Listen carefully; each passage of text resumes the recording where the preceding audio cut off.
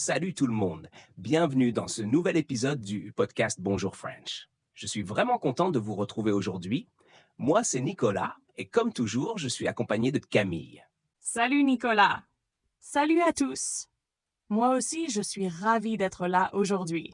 D'ailleurs, si vous avez tendance à traduire mentalement avant de parler français, vous êtes exactement au bon endroit. Ah oui, c'est clair. Vous est-il déjà arrivé de traduire chaque phrase dans votre tête avant de parler?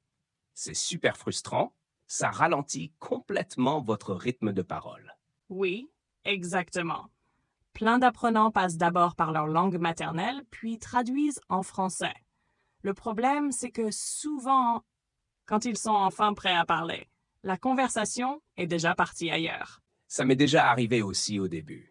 Mais rassurez-vous, aujourd'hui, on va vous montrer exactement comment entraîner votre cerveau à penser directement en français, comme si c'était votre langue maternelle. Et franchement, une fois que vous commencez à penser directement en français, tout devient tellement plus facile. La conversation, l'écoute, même l'écriture.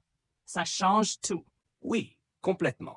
Donc, si vous voulez enfin arrêter de traduire mentalement et penser en français naturellement, restez bien avec nous parce qu'on a plein d'astuces très concrètes à vous donner aujourd'hui. Alors Nicolas, avant de commencer, pourquoi c'est si important selon toi de penser directement en français? Très bonne question, Camille. En fait, c'est simple. Tant qu'on continue à traduire mentalement, on ne pourra jamais parler français de manière vraiment fluide. Ça bloque complètement la spontanéité. Exactement. Ça fait travailler notre cerveau 2 fois plus. Il pense d'abord la phrase dans notre langue maternelle, puis il doit la retraduire en français. C'est beaucoup trop long, et parfois les traductions n'ont même pas de sens. Par exemple, en français, on dit j'ai froid. Mais si tu traduis mot à mot d'une autre langue, ça peut donner je suis froid ou j'ai le froid. Et là, ça ne marche plus du tout. Oui. Penser directement en français permet à ton cerveau de construire naturellement les phrases, comme le ferait un natif, sans réfléchir à la traduction. Et puis ça aide énormément pour la confiance en soi. Quand tu penses directement en français, les mots arrivent beaucoup plus vite. Tu n'as plus besoin de réfléchir 3 heures avant de répondre.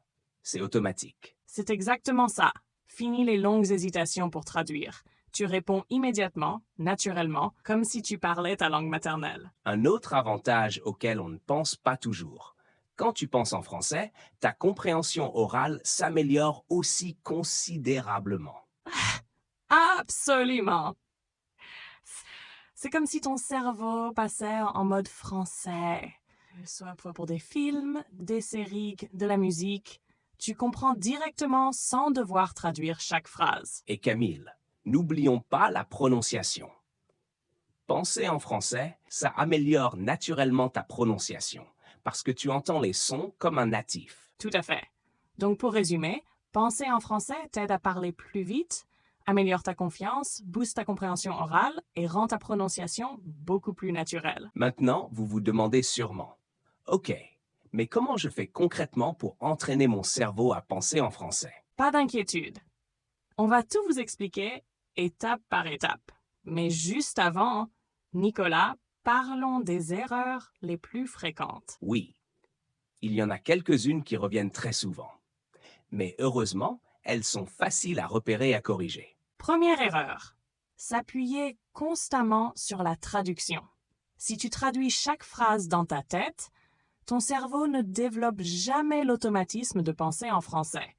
C'est comme rouler toute ta vie avec des petits trous. À un moment, il faut les enlever pour avancer vraiment. Deuxième erreur, vouloir que chaque phrase soit grammaticalement parfaite avant même de la dire. Résultat, on bloque et c'est contre-productif. Même les francophones font des erreurs. Ce qui compte, c'est d'avancer, pas d'être parfait. Troisième erreur, avoir peur de se tromper. Cette peur empêche beaucoup de gens de s'exprimer librement. Mais faire des erreurs, c'est la base de l'apprentissage. Il ne faut pas attendre d'être parfait pour commencer à parler. Quatrième erreur, ne pas s'entourer suffisamment de français. Si tu passes ta journée dans ta langue, ton cerveau n'a aucune raison de passer en mode français. Exactement. Il faut créer un environnement immersif. écouter, lire, regarder, penser, tout en français. Donc, on récapitule. 1. Ne pas traduire. 2. Ne pas bloquer sur la grammaire. 3. Accepter les erreurs. 4. S'immerger au maximum.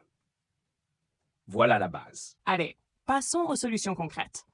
On va vous partager 6 techniques simples que vous pouvez commencer dès aujourd'hui. Première technique. Nommez tout ce que vous voyez autour de vous en français.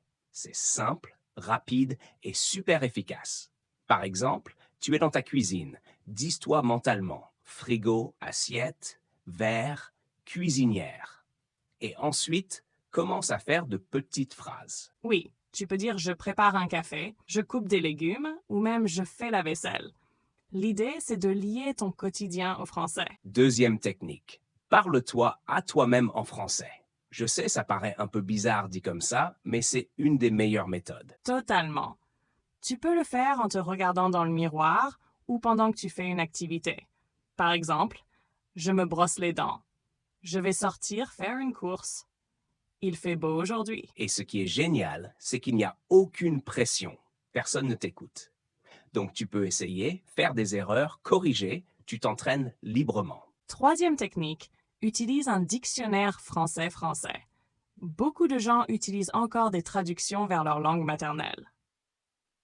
Mauvaise idée! Oui, à la place, lis directement la définition en français. Par exemple, tu veux comprendre heureux? Lis qui ressent de la joie. Et ton cerveau fera le lien naturellement. Quatrième technique, pense en français à la fin de ta journée. Prends 5 minutes avant de dormir et repasse ta journée dans ta tête, mais en français. Par exemple, je me suis levé à 8 heures. J'ai pris un café, j'ai eu une réunion, etc. C'est une super habitude à prendre. Ça te permet de réutiliser du vocabulaire réel, concret, lié à ta propre vie. Et comme c'est personnel, tu retiens beaucoup mieux. Cinquième technique, utilise les images mentales. Quand tu apprends un nouveau mot, ne pense pas à la traduction. Imagine directement une image. Par exemple, pour le mot chat, pense à un vrai chat, pas au mot cat en anglais. C'est super puissant. Tu fais comme les enfants qui apprennent leur langue maternelle. Ils voient, ils entendent et ils comprennent sans jamais traduire. Ton cerveau devient naturellement plus français. Exactement. On appelle ça l'apprentissage intuitif. Et crois-moi, ça marche. Et enfin, sixième technique, parle avec des natifs ou écoute beaucoup de français naturel.